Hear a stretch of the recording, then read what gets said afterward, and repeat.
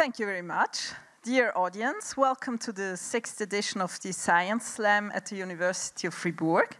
And how fitting, we also have exactly 6 candidates tonight who will bring science closer to us in an entertaining way. About me, my name is Lovis. I work as an editor at the communication office called Unicom of the University of Fribourg, and I will be the moderator today. Last year, I was the so-called sacrificial lamb, and I presented my own text. This year, I decided not to do so, because the majority of the audience today does not speak or understand German, and German is my only superpower. Instead, I will speak to you in my very bad English, and at this point, I would like an applause for myself as encouragement.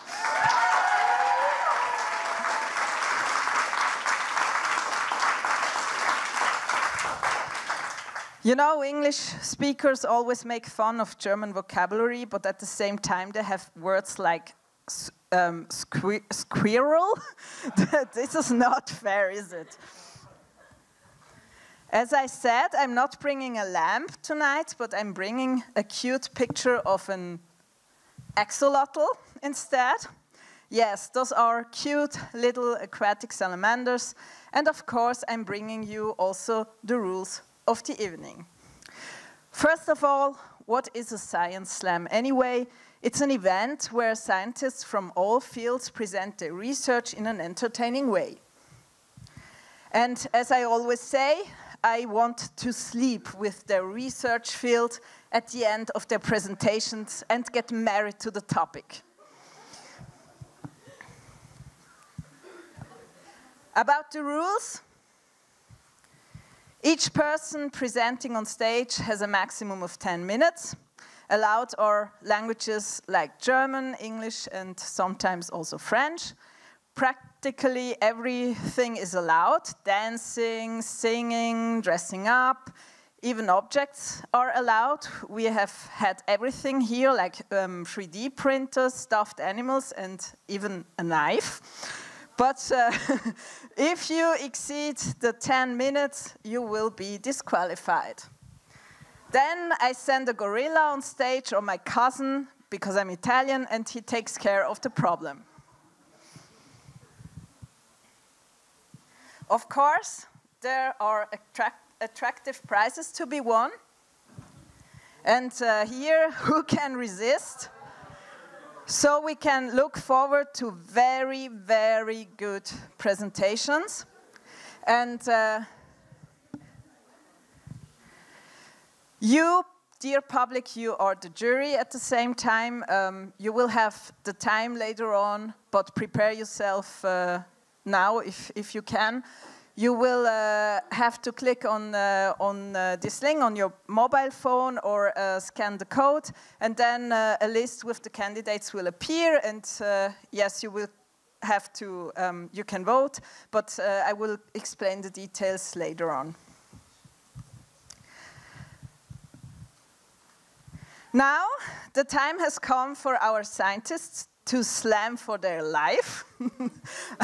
I know I'm making some pressure, but let's welcome our first candidate with a big applause.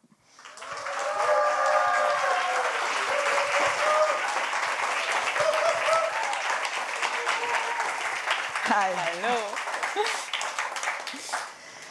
This is Marion Bouffier.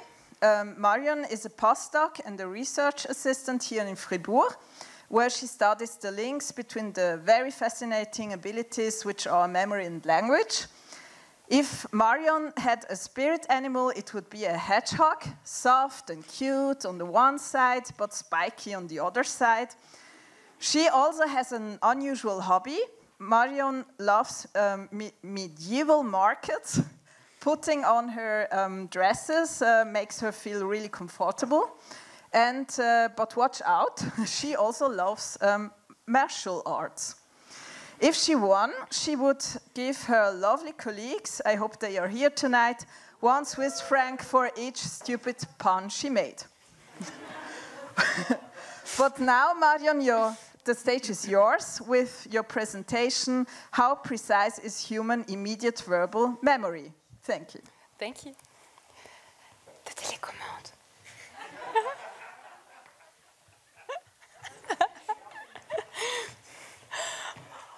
Well, thank you, Lovis.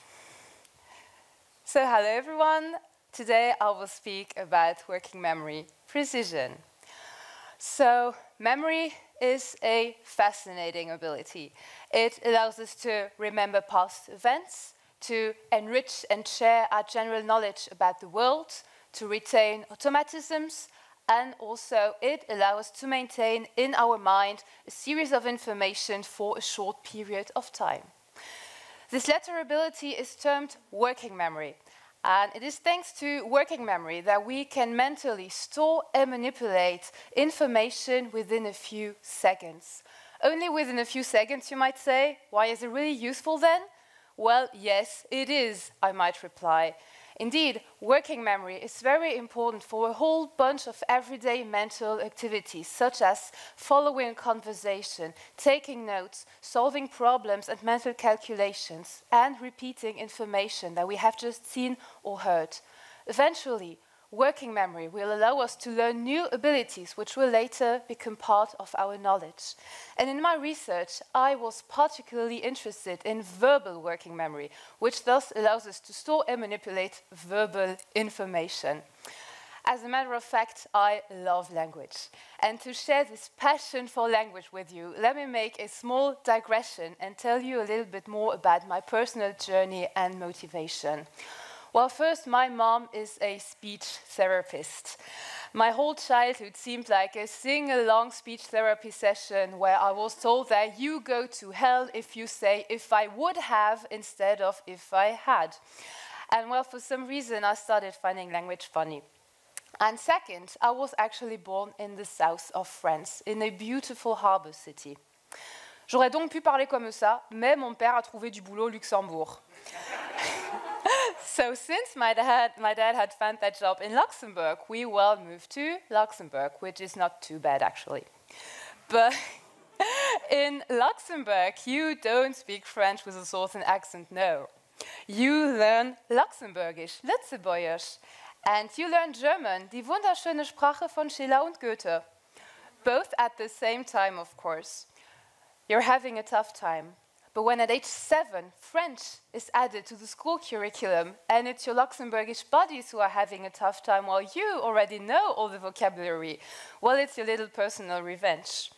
But then, when you thought the troubles were over, English classes start being taught at the beginning of secondary school, and here we go again. So you get bombarded with words you have to remember. Do you see the link with verbal working memory? Well, its good functioning allowed me to store and manipulate this mass of verbal information and, in fine, to learn these languages. Yay! Years later, while I was studying psychology in Belgium, I started getting interested in the way our verbal working memory processes all these types of verbal stimulation.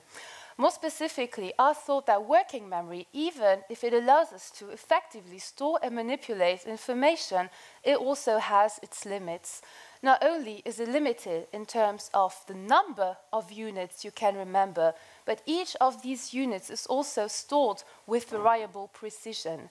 Hence, you don't retain an exact copy of what has been presented, and the resolution with which that information is stored has sometimes limited fidelity. This is already the case for our native language. Imagine that your native language is English and that you have to listen to a list of 6 words you have to remember, such as mask, button, thrill, frog, cherry, pillow. After a few seconds, an isolated word is played, and you have to decide whether or not that word was in the list, such as drill. Do you think it was in the list? No. Actually, it was thrill. People easily admit that a word very similar in sound was in the list. They also pretty easily admit that a moderately similar word, such as skill, was in the list. However, they pretty easily recognize that a very dissimilar word, such as dusk, was not in the list. These effects might be similar for words resembling each other in meaning, such as bunny and rabbit, and these effects might be even stronger for words resembling each other both in sound and meaning, and meanings such as group and troop. Hence, people easily tend to mix up similar concepts and information because of their limited working memory precision. And what does it look like when the words are not presented in our native language, that is, a language that we are less familiar with? Well, things get even a little bit trickier when the words are presented in your second or even in your third language. Imagine that you are a German speaker with some knowledge of French and English. Well, you might already have a tough time distinguishing between Mund and Hund, and it might be even more difficult to distinguish between sapin and lapin, and between belly and jelly. Even our brain seems to have trouble telling similar things apart. We placed very patient and friendly people in a magnetic resonance imaging scanner and kind of filmed the activity of their brains while they were listening to and trying to remember very similar imaginary words, such as cordoriment and corpomirant, or very dissimilar imaginary words, such as des bains d'Ageot and l'on se jetait. And we examined the brain's ability to discriminate between similar words on the one hand and dissimilar words on the other hand. And we saw that, indeed, it was easier for the brain to discriminate between the dissimilar words. As you can see on these, very shiny pictures, more color means better discrimination. Although it looks a little bit like blood spreading, but don't worry, it really is discrimination accuracy, because obviously no brains were harmed during this experiment. All right. So, you get the idea. Although I really thank my working memory for having helped me during language learning and also in many other situations, I also like to tease it and discover its limits, just like old friends do, basically. There are a number of conclusions that can be drawn from these studies. First, they allow us to go further into the exploration of the strengths and limits of working memory. Because as you might have understood, working memory is very important for everyday functioning, but also has its fragilities. These studies also show us that working memory performance is also linked to already existing language knowledge, as shown by the better performance observed for our native language compared to our second and third language. Indeed, already existing language knowledge would kind of help working memory, making it a little bit more efficient. So the links between verbal working memory and language seem to be bidirectional. While working memory is very important for language learning, already existing language knowledge will also support it. So to conclude, these studies might help us better evaluate working memory, for example, in particular populations, such as people suffering from language disorders. They also allow us to better understand the influence of language proficiency on the quality of working memory representations, particularly in bilinguals and multilinguals, because after all, bilingualism and multilingualism are part of the life of many of us, from the little French girl who grew up in Luxembourg to the expat employee in Geneva. So, still many domains remain to be explored, but my research is a starting point. And as Goethe wonderfully says in Faust, his majestic piece of work, weiß doch der Gärtner, wenn das Bäumchen grünt, das blüht und Frucht, die künftigen Jahre zieren. Thank you for your attention.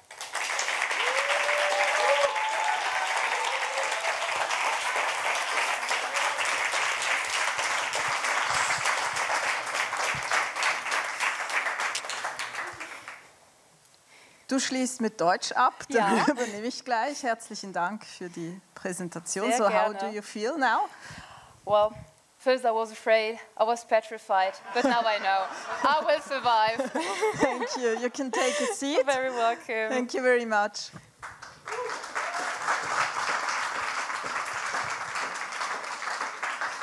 So now I welcome Elia Kaufmann. Applause for Elia, please.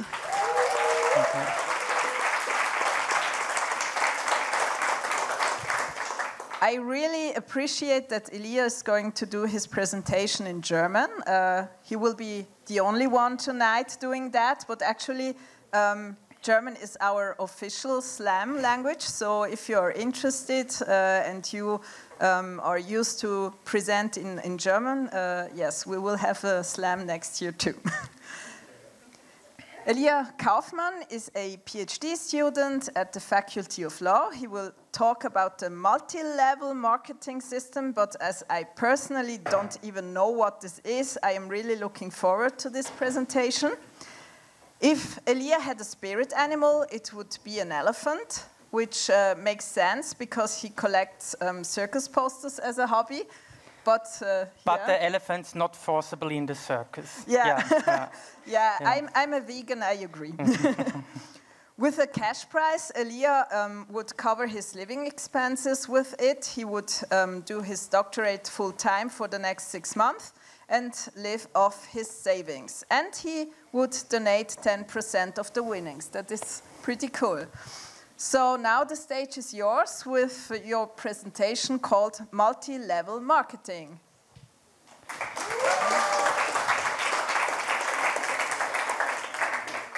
Sie mögen denken, die Produkte seien Vitamine oder Hautpflegemittel, doch das ist nicht das, worum es wirklich geht. Was Sie wirklich verkaufen, ist Freiheit. Schönen Abend, liebe Freunde der Wissenschaft. Diesen Satz habe ich einschlägiger Multilevel-Marketing-Ratgeberliteratur entnommen. Und einem ähnlichen Satz bin ich das erste Mal vor rund 5 Jahren begegnet. Mehrere ehemalige Grundschulfreunde von mir haben sich damals in einem Multilevel-Marketing-System engagiert und mussten sich oft vorwerfen lassen, sich in einem Schneeballsystem zu engagieren. Ich wollte es genauer wissen und habe entschlossen, eine Doktorarbeit darüber zu schreiben. Was ist Multilevel Marketing? Multilevel Marketing steht für ein Vertriebssystem. Deshalb will ich Multilevel Marketing aus der Perspektive einer Herstellerin von Produkten erklären. Nehmen wir an, diese Herstellerin sei die Firma Granuoli, die Nahrungsergänzungsmittel herstelle. Sie möchte diese nun unter dem Markennamen Happy Health vertreiben. Doch wie stellt sie das an? Welches ist die beste vertriebspolitische Strategie? Die Betriebswirtinnen der Granuoli zerbrechen sich den Kopf und wälzen Strategien. Sollen wir die Nahrungsergänzungsmittel ganz klassisch in Apotheken verkaufen? Wollen wir also mit Apotheken zusammenarbeiten? Langweilig, finden die Betriebswirtinnen. Sollen wir die Nahrungsergänzungsmittel im Discounter verkaufen? Auch keine gute Idee. Von diesem Ramsch-Image kommen wir nicht mehr los, sind die Betriebswirtinnen der Granuoli überzeugt. Oder vielleicht was ganz anderes, denken die Betriebswirtinnen. Wollen wir die Nahrungsergänzungsmittel an einem Granuoli-Stand an Messen oder Weihnachtsmärkten verkaufen? Nein. Zwischen Raclette, Orangenpunsch und Räuchermännchen aus dem Erzgebirge lassen sich keine Nahrungsergänzungsmittel verkaufen, sind die Betriebswirte überzeugt. Da kommt Ihnen die zündende Idee. Wir verkaufen die Produkte über ein Multi-Level-Marketing-System. Das wird einschlagen wie eine Bombe, sind die Betriebswirtinnen der Granuoli überzeugt. Doch wie erklären die Betriebswirtinnen der Geschäftsleitung, was es bedeutet, Waren über ein Multi-Level-Marketing-System zu verkaufen? Sie versuchen es einmal so.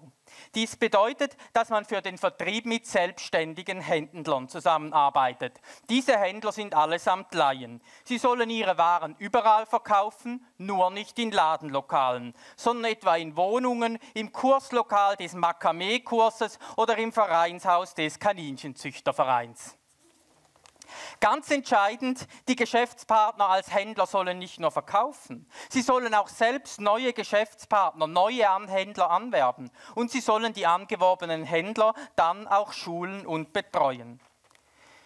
Die angeworbenen Händler werben wiederum Geschäftspartner an. Auf diese Weise entsteht rasch ein breites Vertriebsnetz. Als Gegenleistung für die Anwerbung und die Rekrutierung werden die Geschäftsleiter an den Umsätzen der untergeordneten Geschäftspartner beteiligt. Die Betriebswirtinnen jubeln. In kürzester Zeit werden die Granuoli-Produkte überall erhältlich sein, sei es im hintersten Zipfel des Val de Travers, im tiefsten Diemtigtal und in den Höhen von La Chaux-de-Fonds.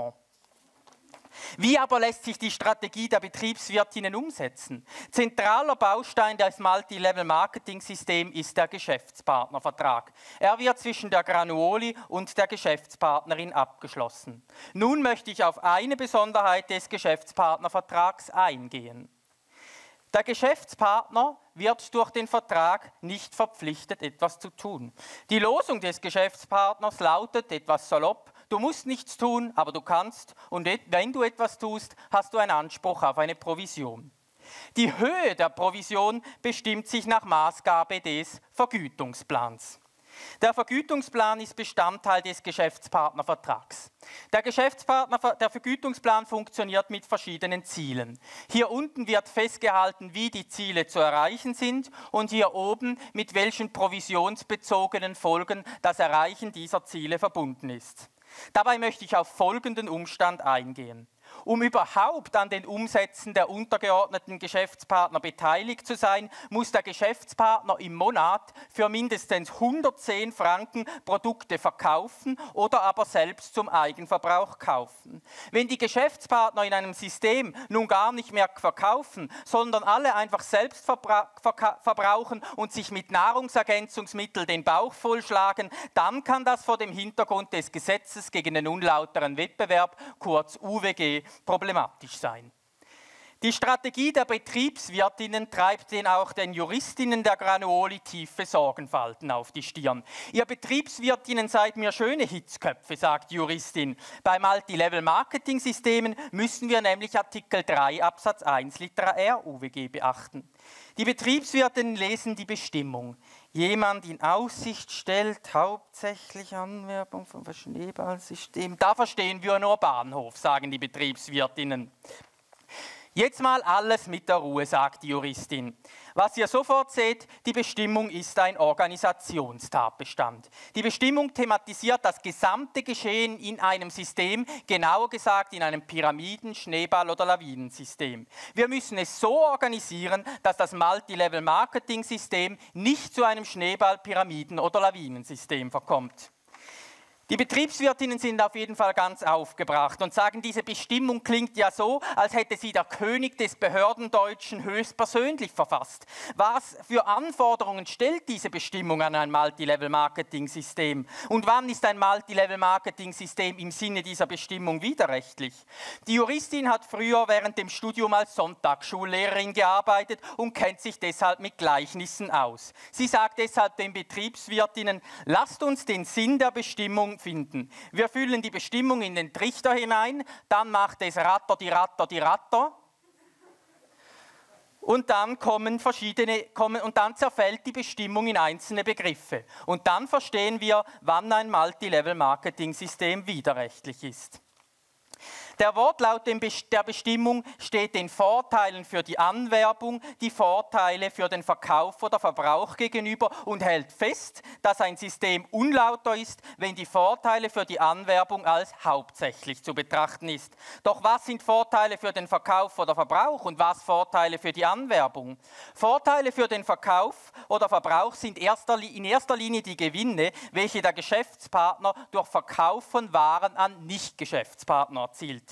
Mit Vorteilen für die Anwerbung ist die finanzielle Beteiligung des Geschäftspartners an den Umsätzen der untergeordneten Geschäftspartner gemeint. Was aber bedeutet es, dass die Vorteile für die Anwerbung hauptsächlich sind? Die Bestimmung fragt danach, in welchem Umfang die Geschäftspartner welche Vorteile erzielen. Oder einfacher gesagt, wie viel Geld erzielen sie durch die Anwerbung und wie viel Geld durch den Verkauf von Waren. Die Bestimmung hat dabei sämtliche Vorteile aller Geschäftspartner im System im Visier.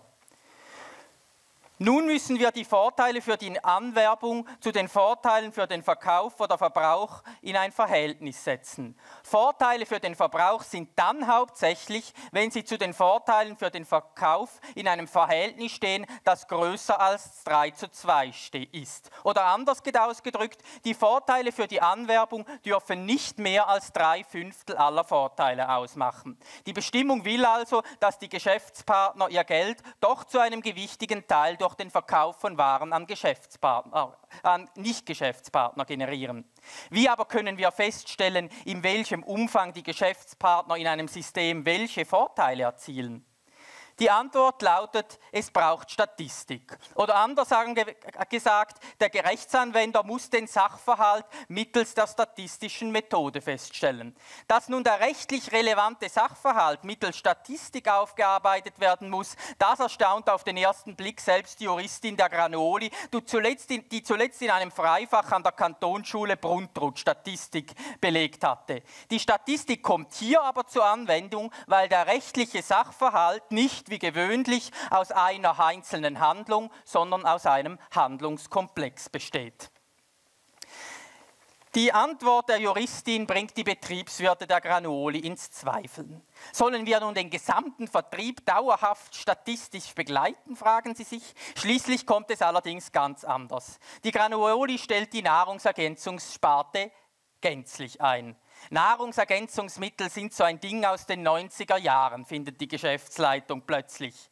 Sie stellt nun frei verkäufliche pflanzliche Arzneimittel aus biologischen Rohstoffen her und vertreibt diese über einen Online-Shop.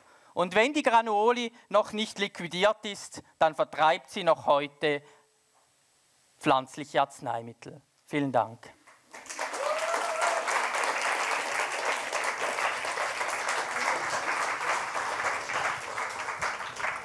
Elia, vielen Dank. Jetzt kann ich mir endlich vorstellen, was das ist, Multilevel-Marketing. Wie geht es dir jetzt? Ja, ich bin jetzt erleichtert, dass es vorüber ist. Das kann ich mir vorstellen. Ja. Aber ich konnte aus dem Publikum heraushören, dass du einige FreundInnen hier dabei hast, die sich für dich engagieren und dich supporten. Das ist auch cool. Super. Dann kannst du jetzt Platz nehmen und wir stellen die nächste Person auf der Bühne vor. Nochmals Applaus für Elia.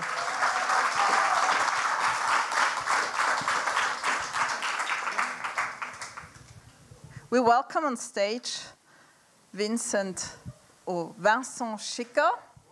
Oh.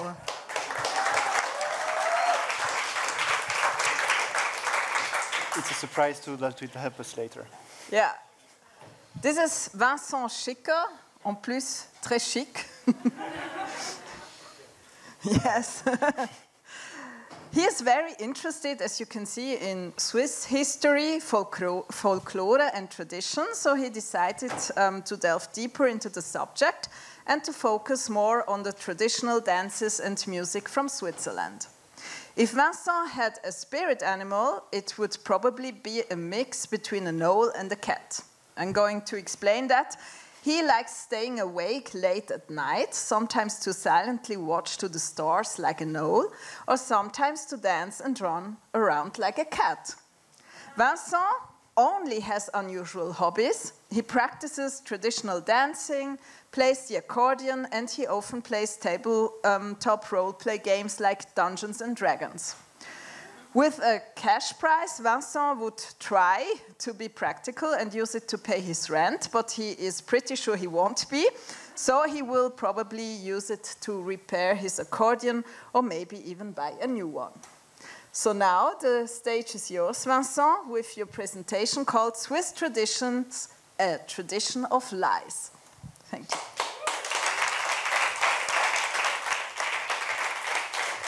Thank you, Lovis.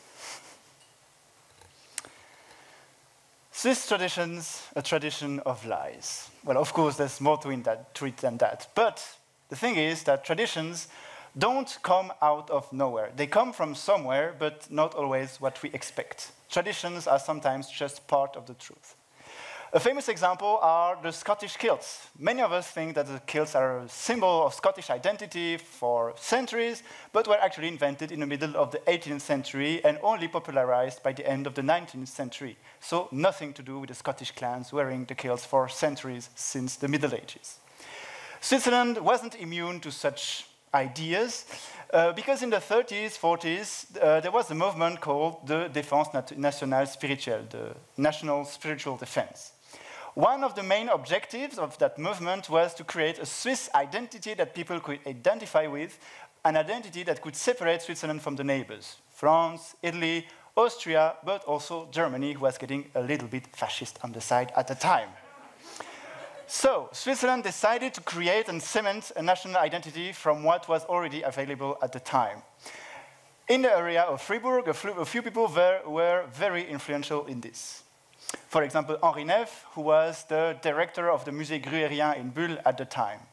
You may notice we were almost the same outfit, except the sleeves. Because Mr. Neff thought that the armailles, so the peasants in Gruyère, went to the field to work with a starched shirt with square sleeves and in the shape of an accordion. So a nightmare to maintain, a nightmare to work in. So that's why what I'm wearing today is something a bit more practical with a plain shirt. But these people, Henri Neff, Marie-Thérèse Daniels, Pierre de Zurich, as well as the wife of Gonzague de Reynolds, and many others, actually sat down in commissions to decide what was the traditional outfit of the armailles in Gruyère. Because what I'm wearing right now was, of course, worn at the time. There is no denying that. But we know that the bretson, which is the name of the outfit, took many forms throughout the ages. Here are a few illustrations for the first half of the 19th century, all showing the bretson in different aspects. Sometimes it was red with sleeves, sometimes it was red without sleeves, sometimes it was brown. So we know the bretson took many different forms, and yet still these people sat down in commissions and decided that this was the traditional outfit of the armailles in Gruyère. But they didn't stop at the outfit, because that was the first objective. They wanted to popularize the traditional outfit so that people would start to wear it more to forge this national identity. But they went furthermore with dancing and music. First with dancing. In the 40s, a man named Pierre Bordier went around the French-speaking part of Switzerland to try and compile a few different dances from the area. He came up with these 4 booklets named the Cahier Bordier, totaling with 48 dances. That's pretty neat. But remember, we are trying to find authentic Swiss dances. That means dances that were actually danced on the countryside by Swiss people.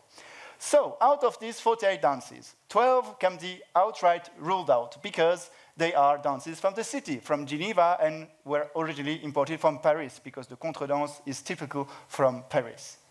For the 6 dances are actually authentic, could be found in Switzerland, but not only in Switzerland, like in Luxembourg, Bavaria, or Savoy, so not really true Swiss dancing.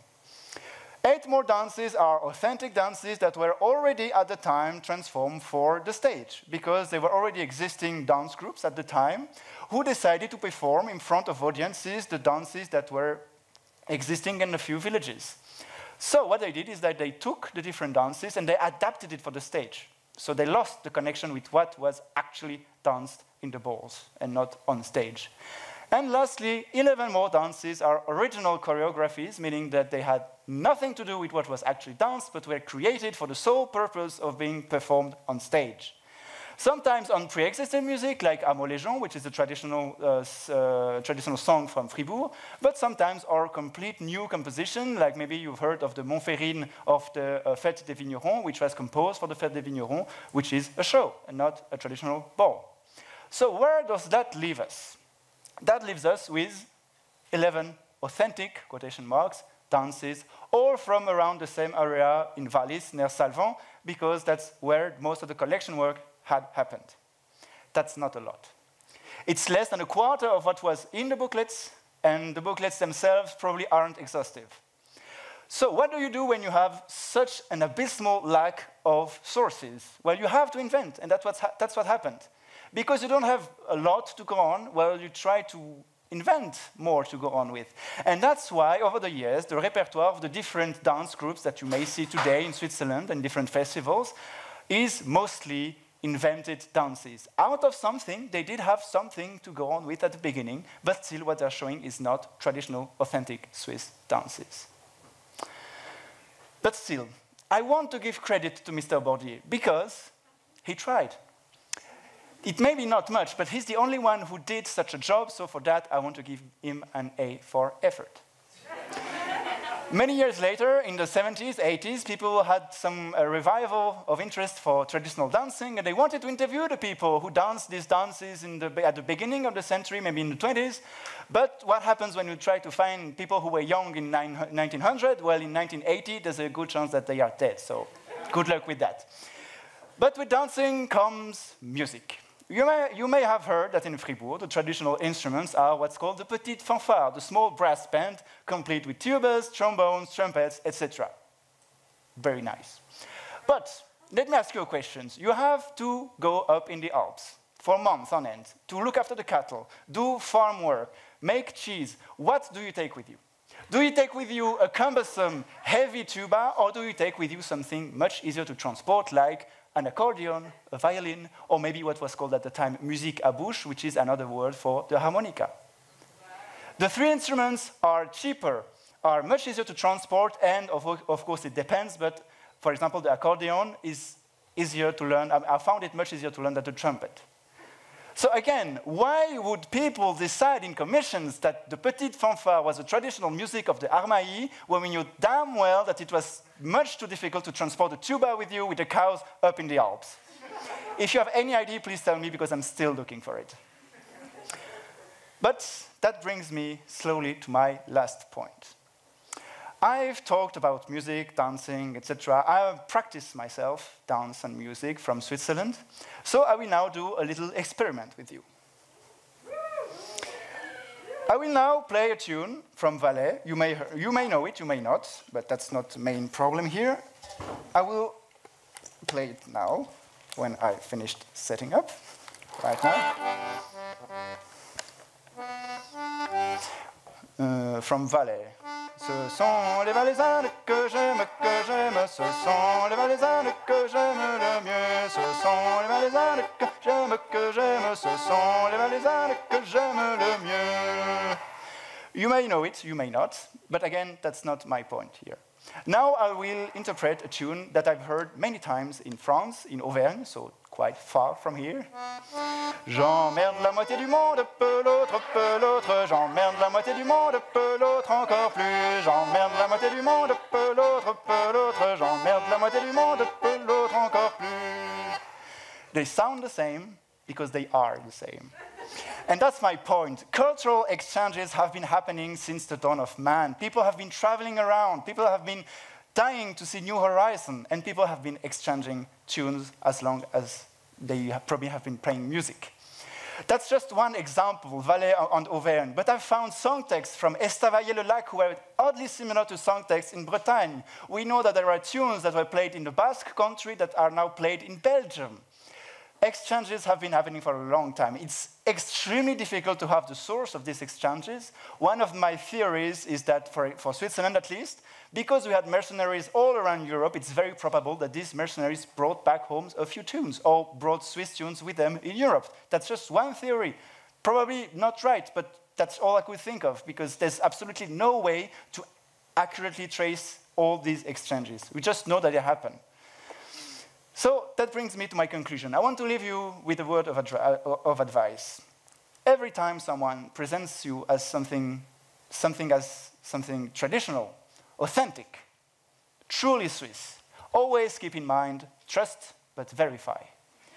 Because, as I've said, traditions aren't created out of thin air. It's not necessarily a lie, but it's always just part of the truth, and remember that there's always more than what meets the eye. Thank you.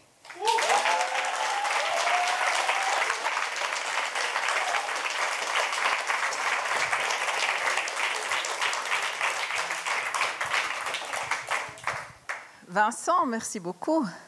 Alors, la prochaine scène, ça sera The Voice Switzerland. So, how do you feel now?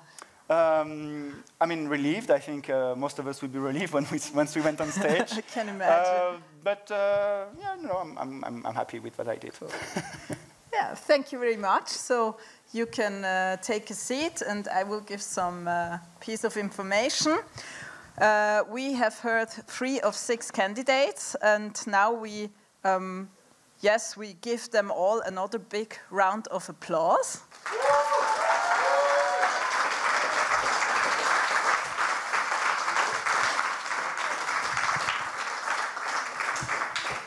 We will now take a short break of around 20 minutes, so please have a drink, a snack, and get ready to vote for the best performance later. Thank you.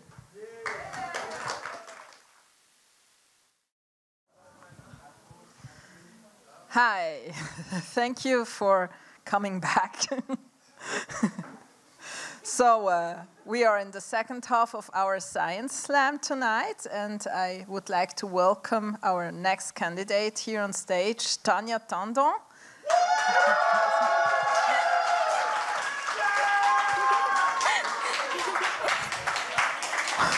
What a fan community. Yeah. Yes. Tanya is working in the field of mental health and trying to figure out how reward can protect against the development of mental health problems, especially among the university students. If Tanya had a spirit animal, it would be a bird, as they are free and can fly anywhere and are the symbol of the freedom. Just, yeah, you know, we have some cats here. So pay attention. Her research subject is people, as she is in the field of psychology, and she admits we love to play with the minds of people. If Tanya won, she would like to give half of it to the animal welfare in India, and half of it would go to the organization working for peace currently. That's actually pretty cool. I mean, I would buy myself, like, you know, Pokemon cards or so. That's practical, yeah. The stage is now yours with your presentation called Resilience Through Reward. Thank you very much. Thank you so much.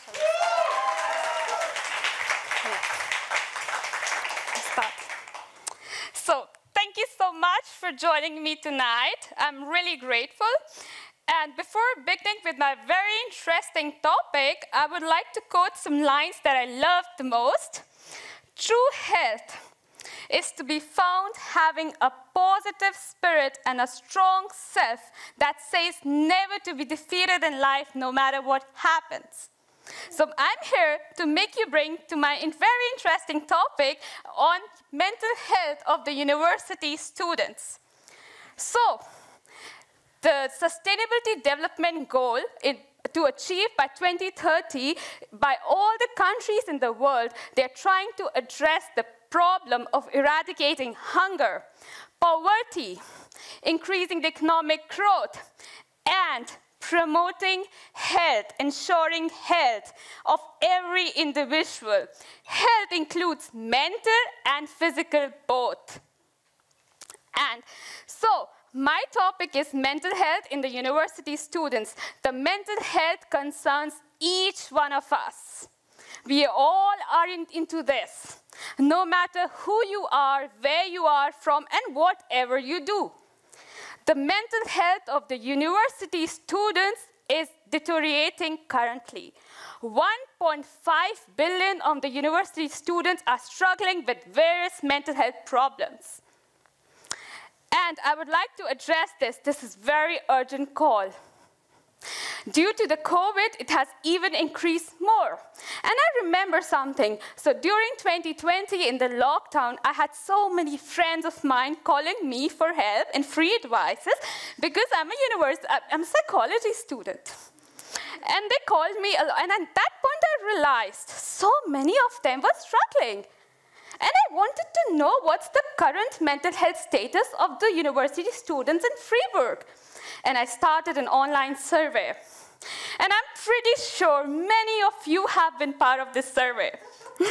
So let me reveal to you the statistics of the survey. So 56% of the students in the University of Fribourg suffer from depression, 55% from stress, 36% from social phobia, and 49% from physical symptoms of pain. And yet, my friends tried to call me, and they know that I'm not a trained counselor or something. That shows the stigma attached and lack of awareness to seeking the professional help. So, and what really drew my attention? 49% of the students struggle with physical symptoms of pain. Why? Is it just because they are sitting for long hours on computers and working late at night, that's it? Or it could be also related to some mental health problems. Could it be or not? That was my question. Or this physical symptom of pain is only among Swiss students, or it could be found in different parts of the world.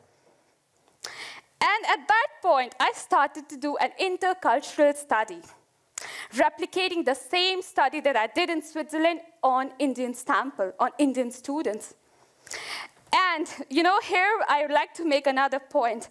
Many of the pain studies have only been conducted and shown from Western perspective. Only few have shown Asian perspective, like less than 10%. Or South Asian, or specifically Indian perspective, despite the fact that physical symptom of pain is everywhere in the world. And I did an intercultural study, and to my interest, I found the same thing. More than half of the students' population in India suffered from physical symptoms of pain.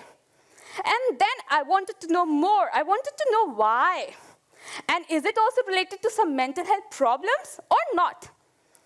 And I found, as expected, higher rates of depression, higher rates of anxiety were related to physical symptoms of pain. The more students had depression and anxiety, the more pain they had. And here, I did not stop. That's it. I know that they are struggling, and that's it. I don't do anything. I wanted to know the solution, not all the solutions, but one of the solutions. How could I tackle this problem? And here I had a very small, like my childhood memory. So when I was very small, so my parents had tricked me a lot. My mother, so I had anxiety. I never was interested in the beginning, wanted to go to school. And she tricked me. She said, I would make very interesting food items and pack it in your lunch. You can take it and enjoy when you go to school. So that's how I was tricked, and I was very happy to eat good food. So this is one of her dishes, Shahi Tukra. I'm sure she's watching right now and seeing it. And she prepared this, and then I was tricked, and I was happy to go to school. This helped me. Another same incident I had when I was small, at the same age, my father, he tricked me, so I was afraid to go to the dentist. Even now, I am. And so he tricked me by saying that he would give me, so after I go to the appointment, after it's done, he would offer me ice cream. And I was very interested, like happy to go. So it made me go through all the painful experiences to have ice cream or Shahi Tukra. So Shahi Tukra and ice cream acted as a reward system for me. They were like a reward, and I was motivated to go through all these experiences. And I'm pretty sure you all might have also had some of these experiences in your daily life, for example. Just for example, I'm sure like we work all the day, all the month, and then in the end receive our salaries. And we're happy to have it.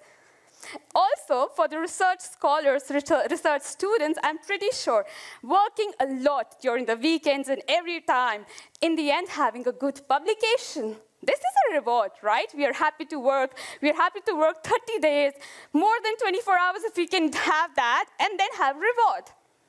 So this reward system plays a very important role in our lives. Activating this reward system, monetary, like salary, or social reward, for example, positive feedback, can help each one of us reduce mental health problems. How? I found in one of my studies, I saw that this reward system acts as a shield. And I found that students having physical pain, if offered monetary or social reward, have reduced symptoms of physical pain. So this reward system can help us a lot. And this reward can be used by different counselors, academic counselors, or mental helpers, like to really design an intervention based on this. Activating the reward-related behavior can help to reduce the mental health problems. And this can help us in achieving goal number 3 of the Sustainability Development Goal that says ensuring healthy lives, healthy mental or physical both, and promoting well-being of each and every one of you. And in conclusion, I would say mental health concerns, again, each one of us. It is very important. And through this, we can really support and tackle and reduce the mental health problems, and this is one of the solutions, and ensure the well-being of each and every individual. Thank you.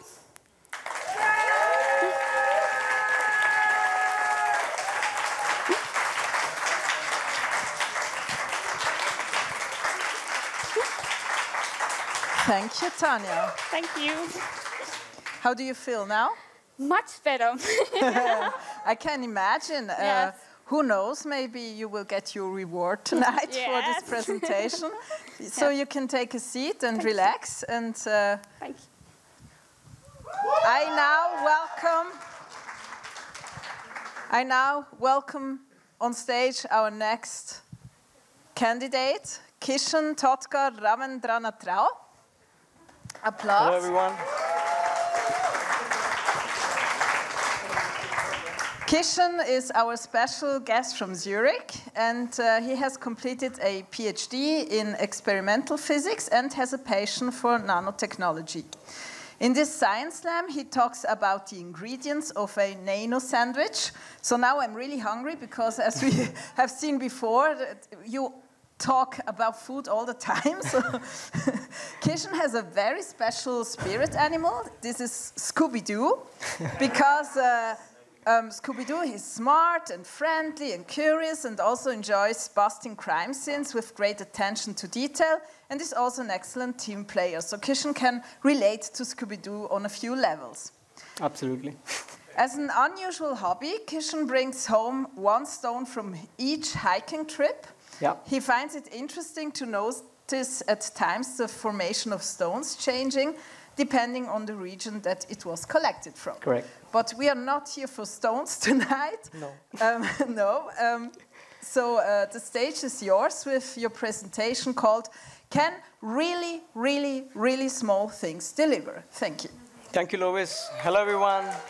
Also, people back there. I know I can't see you, but I know you exist, and also back here. And also people online, Nikki, Andri, Chaya, what's up? So my name is Kishan Totkar Ravendranath Sundamahesh Tirunanthapuram.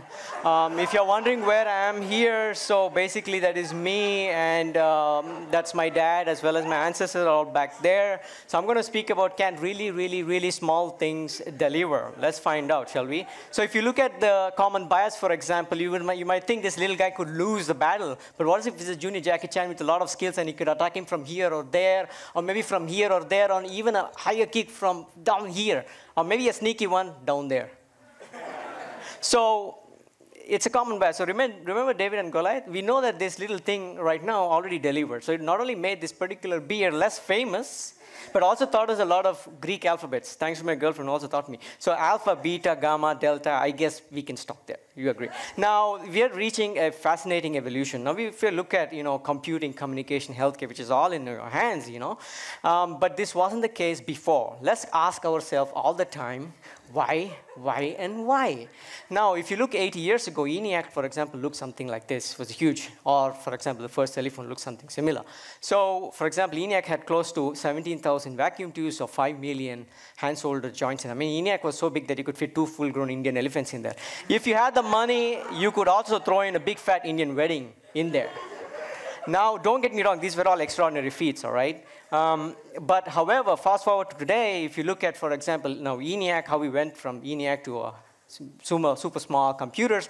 If you're brave, you can open it up and it looks something like that. And if you go closer with an optical microscope, if you look at a microprocessor, now within that, you need specialized equipments, but you can see such repeating elements, so-called as a transistor.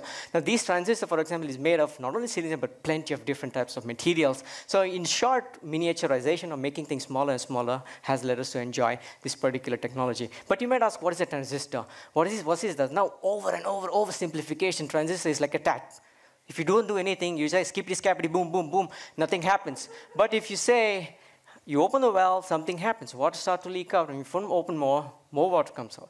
Now, a transistor is very similar, but instead of a water, obviously not, you have a current flowing in from left to the right, and you're able to control that.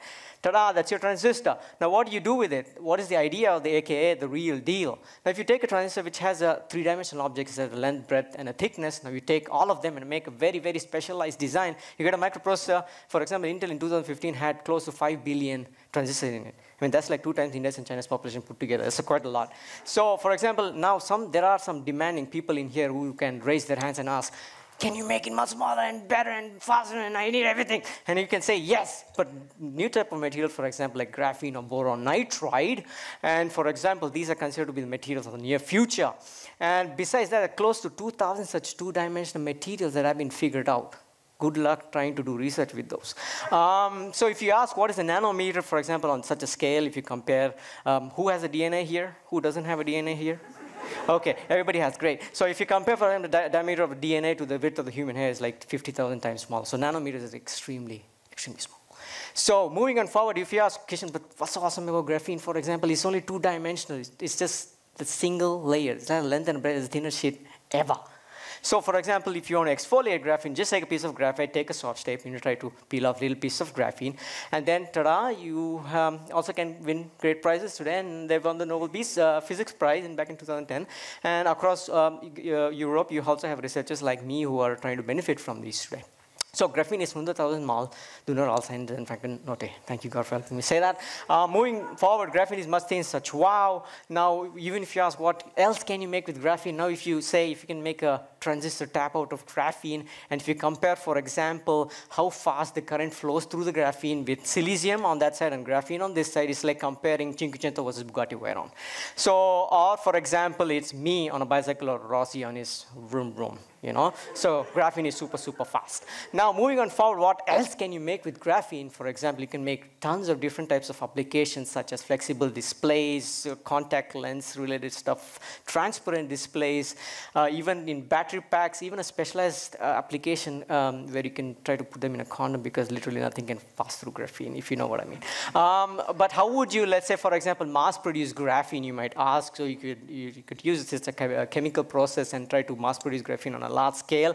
I mean, I'm not a graphene dealer, but I have some. If you want to talk backstage, you know, we can get the deal through and go forward with it. So besides that, you can ask, graphene does that, graphene does this. Does it make your sandwich? No, it does not. Last time I asked my ex-girlfriend, she left me. So don't try that.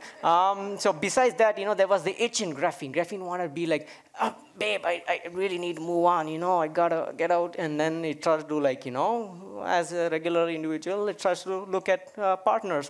Clearly, this didn't work out, and this was too clingy and not super funny. It couldn't handle that. And then this was also didn't work out, and this you couldn't really take serious, but eventually it found it, boron nitride.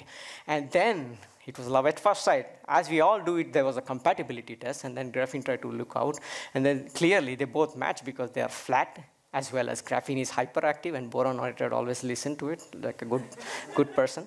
And besides that, they enjoyed each other's company a lot. Who doesn't? And then boron nitride brought the best out of graphene. Isn't that like so fucking lovely? Excuse me. It was love at first sight, but you might ask, but how exactly? Of course, we all like to give self-hugs, huh? Let's give some. Come on. Let me see it. Okay, great. But you all agree it's good to get a hug from a loud one, don't we? Now, that's exactly what happened. Graphene got a hug. Graphene was like, and I need a hug from the bottom. And he got it. And then it was not enough. I need one from the top too, yes. But what's really happening here is what we call slightly tightly encapsulated with no air gaps, if you know what I mean. What is really happening is the boron nitride is extremely protective, and it's trying to protect graphene, for example, from these thin oxide traps, which makes the, let's say, graphene and boron nitride more compatible. So, of course, here many things happen, you know, steam was flying, and then the rest is not PG-13, so I can't show you, and my eyes were blurred. So moving on forward, what really happens here is, for example, when you do a tap such as with such a heterostructure, what is happening here is like comparing Cinquecento versus man on a rocket, okay? It's crazy. You can't handle it. I cannot. And then current status in the lab, you know, when I'm not getting slammed by science or doing Science Slam, what I'm trying to do is becoming a full-time counselor, talking about mental health, you know, trying with graphene and boron nitride, trying to get them closer to the application and in the hands of the people. So, of course, I try to bribe them with some kipfili. I think I should try the dessert which Sanya was mentioning. Maybe that would work better. So yeah, moving forward with an European project to bring, you know, boron, nitride, and graphene heterostructure closer to reality. Besides that, in summary, you might ask, can really, really small things deliver? Yes, when they are such well heterostructures and you understand the love story and the concepts behind it, I definitely believe that you can get them closer to very new type of application. So even the smallest of the things can definitely deliver. Graphene and boron nitride can. I mean, I was really obsessed with these nanostructures so much that I wrote this prose, and I'm going to deliver this to all of you, also online. If you can, please sing along. Right? Let's go. Gotta go to dimensional, gotta go to dimensional, gotta go flat, gotta go thin, gotta see within, gotta make being with graphene. Stack 'em up high, stack 'em up low, stack 'em up so the electrons flow. Stack 'em up, stack 'em up. Stack 'em up so the gnaw is slow. Stack 'em up for mobility. Stack 'em up for progress. Stack 'em up for science. Stack 'em up for life. Stack 'em up for strife. Stack 'em up. Gotta go gangsta. Gotta go. Gotta go gangsta. Gotta go. Gotta go. All right, lovely people. Thank you so much for this amazing reception. Also, people up in here, online, and also to all the organizers. It was a great job, and also to the participants. Thank you very much. Peace out.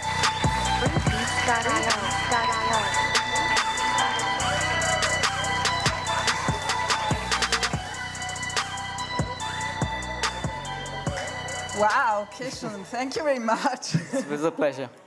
So this is also one candidate for The Voice Switzerland. Now that I have seen your full name, I know why you talk so fast. Helps. No, I'm joking. So, thank you very much. And how do you feel now? I feel slightly tightly encapsulated. Okay. Okay. Thank you. So now you can take a seat and enjoy, and we'll see you maybe later. Thank you, Louis. Thanks.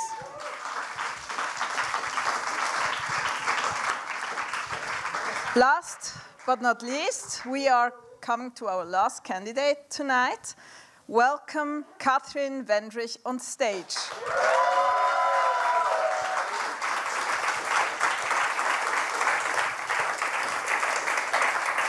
I can hear that you also have a big community here. That's cool. Do I have to introduce you or no? Yeah, so there's some people that don't know. Katrin studied molecular medicine in Tübingen and is now a PhD student in Fribourg. And Katrin's spirit animal is a cat also, usually affectionate, but from time to time very headstrong. She also has an unusual hobby combination. This is nearly any kind of sport, while she loves to transform her balcony into a jungle. So later on I will have some questions because I have some plants dying at home, so maybe you can give me some tips. Yes, I even make cactuses die. So. I make them drown. Oh, okay. If Katrin's research subject was a person, this person would be capricious, charismatic, and sometimes cooperative. Sometimes.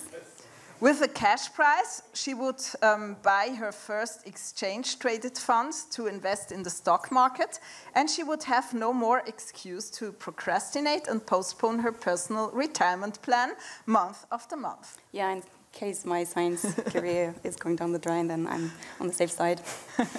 But tonight, we are not here for retirement plans, so I'm going to leave the stage and you will present Tick-tock, what does our circadian clock? Thank you.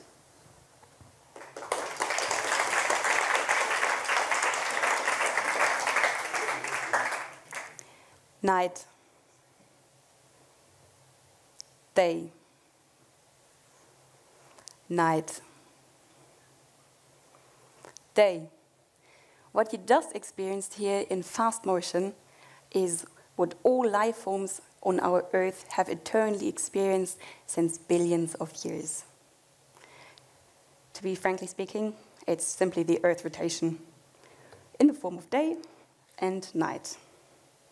Now, imagine millions of times ago, there is our last universal common ancestor, and he was pretty happy living in his primordial soup and with his friends, and then he was actually noticing the constant coming and going of day and night. And now he was thinking, well, wouldn't it be handy to actually have like a clock or time that I could know when the other's still sleeping, I can slowly swim up to the surface, to the water, and be ready for the sun when the sun comes out to do his photosynthesis. So our last universal common ancestor survived and the others died. Nowadays, the circadian clock is very widespread throughout the whole animal, not only animal kingdom, but throughout all life forms we have on Earth at the moment. Cyanobacteria, fungi. Plants, they like to raise their leaves whenever the sun is out. Insects, fish, and us mammals. I put a little mouse there because I'm working with mice in the lab. They are model organisms for mammals, and they're pretty cute. So our circadian clock means circa diem, about a day, 24 hours. And in principle, you can most easily recognize that you have this internal rhythm because, remember, if you're waking up, this is happening when it's becoming day. And when it's becoming night, you are getting tired and going to sleep. And this is 24 hours, in case you haven't noticed. And on a physiological level, you have a range of functions, and throughout the 24 hours, all this is cycling. And if you ever have thought you are a different person in the morning in comparison to the night, this is not because you're schizophrenic, but actually because you're on a totally different person on a biochemical level. And now when your inner clock is getting out of sync with the environment, with the light, then, and this happens quite a lot in modern times, it's getting quite a big problem, actually. You can get a lot of big problems like mental issues, you can get fat, you have sleep disturbances, cancer, and in the end, you die prematurely. Rest in peace. Well, remember the circadian system on that one side, and now I'll switch to a different topic. So in our brain, you probably all know our main big players in the brain are the neurons. They are quite important for us. They make us think, they make us move, and we still have other cells in there, astrocytes.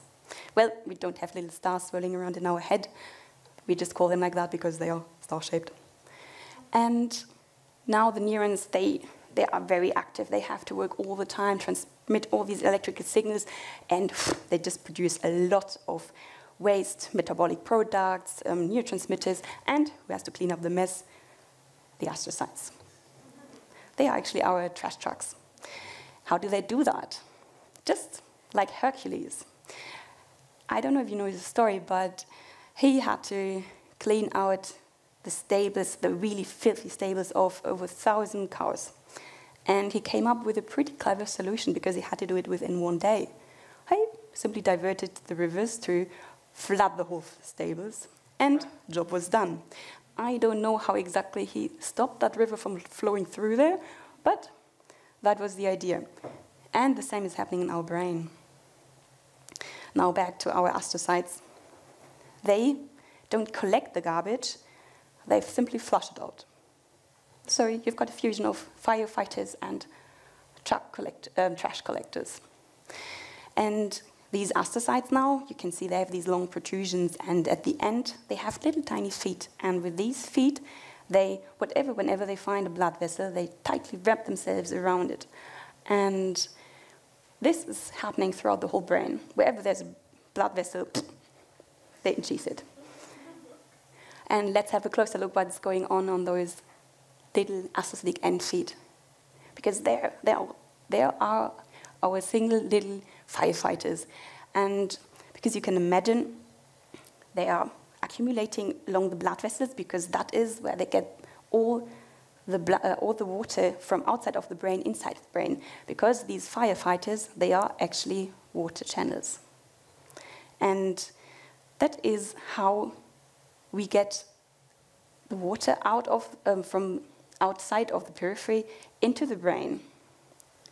Now, of course, if you have this bulk flow into your brain, you also need a bulk flow out of the brain. Otherwise, your brain is swelling up like a balloon. And that is, in terms, it's an edema. And this is not very only painful, but it can also be potentially very deadly. And to prevent that, you have the same thing on the other side, little astrocytic end feet enshielding blood vessels and moving out the water. And that is not only the only thing that you have this water flowing through your brain like crazy, but the idea is that you take all that rubbish with you that the neurons have produced. And like in Alzheimer's disease, this is quite important because Alzheimer's, you have like proteins that love to aggregate, and this waste clearance system is actually quite important to take out that rubbish with it. And very interestingly now, this waste clearance system is mainly active while we're sleeping, which leads us to the next point. I just told you before, circadian system, kind of sleep-wake cycle, and now I told you this waste clearance system is mainly working during the night. So could there be a connection? Now what you see here, you probably see a lot of green. I see a lot of work. Well, these are actually, everything in green are the water channels, the little firefighters I was telling you about. And well, there are a lot of different approaches. I'm looking to try to find an answer to the question if the circadian system regulates the waste clearance in our brain. And one of them is to look at all these little water channels. And because now we can see much better, I'll zoom in a bit. And here you can see wherever there's more green, it means more water channels. And like I told you before, the water channels, they really like to flock to the blood vessels because that's their workspace. They have to go there and shuffle the water outside the brain, inside brain, inside brain, outside brain. And what I'm interested in is now, if I have mice that have a non-functional circadian system, does this look exactly the same?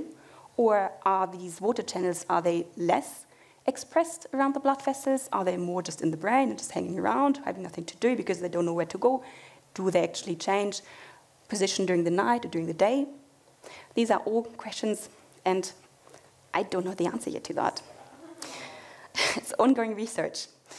Yeah, still, if we know more about the system, how the brain clears out the metabolites and what influence actually the circadian rhythm has on all that, we can quite tackle a lot of different diseases. And in general, if we know more about these functions, we can actually stay more healthy just before we get sick at all.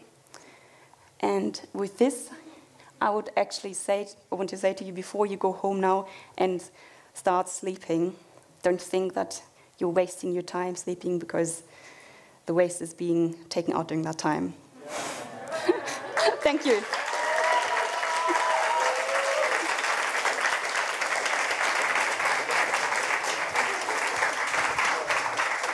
Thank you very much, Katrin.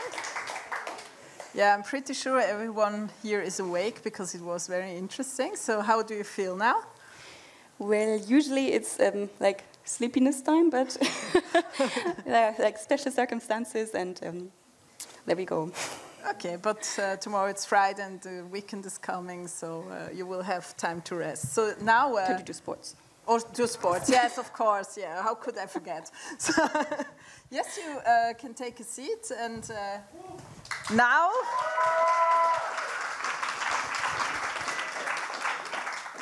Dear public, it's now your time. We have now definitely heard all the candidates, and please show us how much you have enjoyed the evening so far.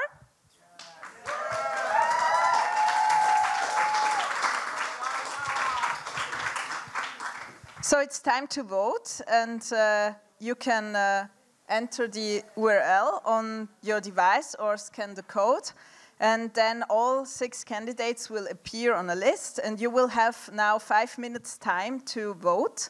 And you may vote for more than one candidate, but you can only give 1 vote per person. Our participants are also happy to receive your comments and good wishes on the platform. So now, jury, it's your part. Thank you.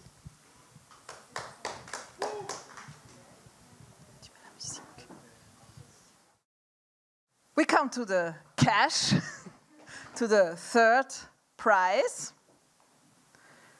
And the 3rd prize goes to Kishan. Applause for Kishan. Please come on stage.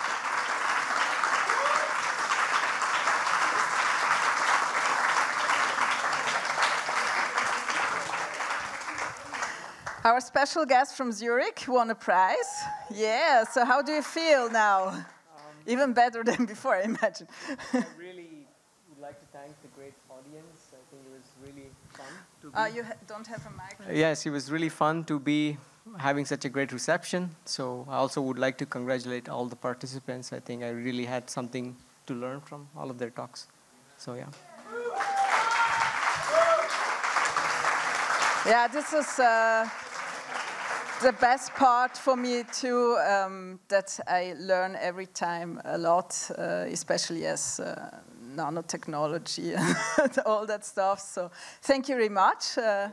Please stay on stage. And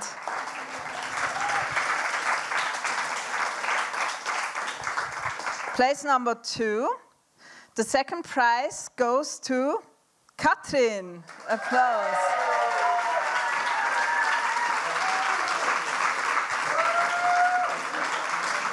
Voila.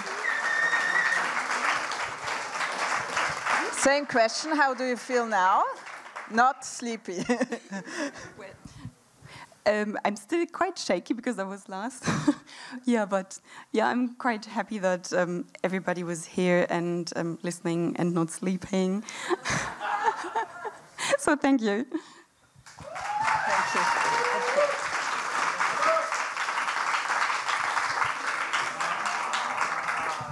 So, everyone wants to know who is the winner of the 1st prize, and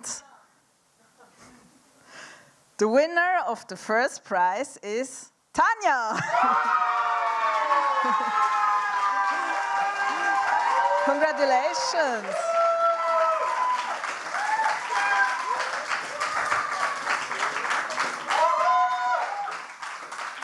Do you want to say some words? Yes. I'm so happy, and thank you so much, each one of you who supported me throughout, people online and people here. Thank you so much.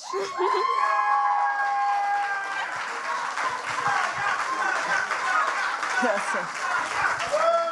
All the others, please join us on stage and have a big applause for all what you have done here.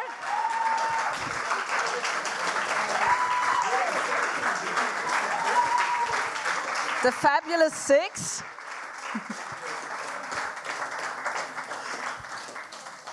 So now, yes, we will take some pictures later on, but we have reached the end of our event. I hope you had fun, including also the people at home, and that you might sign up for the next edition yourself. And yes, don't forget to follow us. We have several presences on Instagram, LinkedIn, Twitter, and Facebook.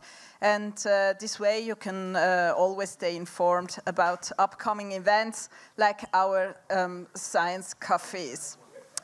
So, yes, thank you very much and have a good night and a good weekend.